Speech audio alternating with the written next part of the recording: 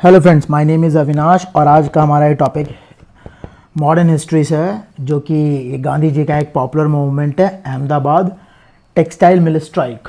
तो इस मूवमेंट में सबसे पहले हम जानेंगे ये मूवमेंट हुआ कहाँ, किस साल हुआ, क्यों हुआ और गांधी जी का इसमें क्या रोल रहा।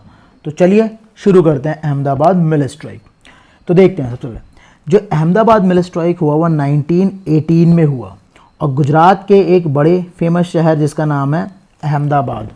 गुजरात टेक्सटाइल इंडस्ट्रीज़ के लिए काफ़ी ज़्यादा फेमस है, और इवन आप याद रखिएगा कि जो बॉम्बे शहर है, बॉम्बे, वो 1854 में इंडिया में सबसे पहली टेक्सटाइल मिल लगाई गई ब्रिटिशर्स द्वारा।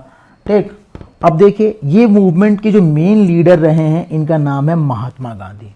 अब गांधी जी ने इस मूवमेंट में क्या रोल प्ले किया और ये मूवमेंट हुआ क्यों, तो सबसे पहले हम देखते हैं कि ये मूवमेंट किस कारण से हुआ।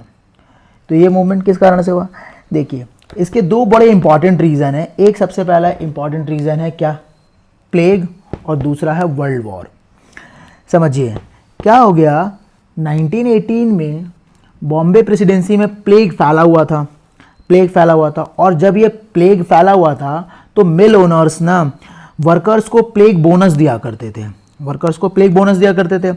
और जैसे ही ये प्लेग फिनिश हुआ, यानी प्लेग पास ख़त्म हुआ, तो उसके बाद जो गुजरात के मिल ओनर्स थे उन लोगों ने ये प्लेग बोनस देना बंद कर दिया।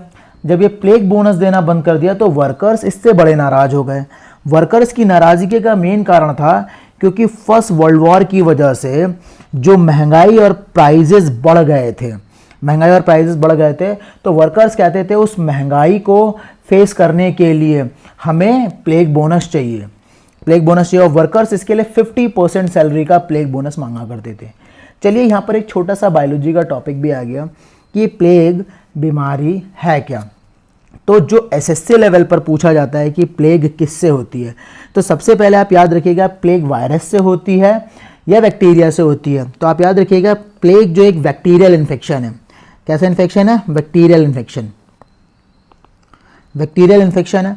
और ये प्लेग जिसके कारण से होता है, मतलब इसका कॉजेस क्या है, किसकी वजह से होता है, तो जो इसके बैक्टीरिया का नाम है, उसके बैक्टीरिया का नाम है यार्सीनिया पेस्टिस। और ये बैक्टीरिया जो है जनरली एनिमल में मिलता है और ये अपने टाइम में काफ़ी डेडलीस्ट डिजीज हुआ करती थी। चलिए अब हम देखते हैं कि गांधी जी का इसमें क्या रोल रहा है। ठीक, गांधी जी को इसकी खबर कैसे पड़ी। गुजरात जो शहर है वो गांधी जी का ही शहर है। गांधी जी को इस मूवमेंट में इनवाइट करती हैं एक लेडी जो कि एक सोशल वर्कर थी जिनका नाम है अनसुईया साराभाई, और ये अंबालाल साराभाई की सिस्टर हुआ करती थी। अंबालाल साराभाई गांधी जी के दोस्त भी थे और साथ ही साथ अहमदाबाद मिल ओनर्स एसोसिएशन के प्रेसिडेंट भी थे। जब गांधी जी को उनकी बहन यहाँ बुलाती हैं तो गांधी जी आते हैं और इस मामले में वर्कर्स और मिल ओनर्स दोनों से बात करते हैं, इंटरवीन करते हैं, दोनों से बात करते हैं और वर्कर्स की तरफ से मिल ओनर्स को मनाने की कोशिश करते हैं कि भाई आप जो बोनस मांगा जा रहा है वो दे दीजिए। लेकिन मिल ओनर्स तो इस बात से मानने को तैयार ही नहीं थे, कहते हैं भैया स्ट्राइक भी बंद करो और अब बोनस भी नहीं मिलेगा। तो गांधी जी डिसाइड करते हैं कि भाई मुझे ना इस सिचुएशन में वर्कर्स का साथ देना चाहिए, तो वो वर्कर्स का साथ देते हैं। और जैसे ही वर्कर्स का साथ देते हैं तो गांधी जी वर्कर्स को मोटिवेट करते हैं कि अगर आपकी डिमांड पूरी नहीं हो रही है तो आप हंगर स्ट्राइक करो। गांधी जी ने अपने पहला मूवमेंट था गांधी जी का जब उन्होंने हंगर स्ट्राइक को प्रमोट किया और उन्होंने हंगर स्ट्राइक वर्कर्स को करने के लिए कहा। मिल वर्कर्स देखने लगे, जब सिचुएशन बिगड़ने लगी तो मिल वर्कर्स ने ये सारा मामला एक आर्बिट्रेरी ट्रिब्यूनल को सौंप दिया। ये आर्बिट्रेरी ट्रिब्यूनल का मतलब क्या है भाई, किसी की तरफ से नहीं, ट्रिब्यूनल का मतलब होता है एक जुडिशियल पैनल, उसको ये मामला हैंड ओवर कर दिया। और इस ट्रिब्यूनल ने कहा कि भाई 35% बोनस दिया जा सकता है, लेकिन वर्कर्स 50% बोनस मांग रहे थे।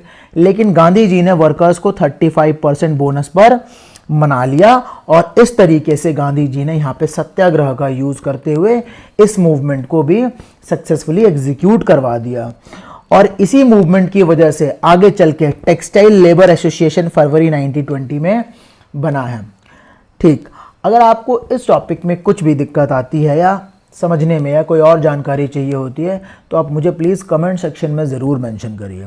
इस टॉपिक में हम इतना ही रखेंगे। अगर आपको ये वीडियो पसंद आता है तो प्लीज़ चैनल को लाइक भी करिए और सब्सक्राइब भी करिए। थैंक यू दोस्तों।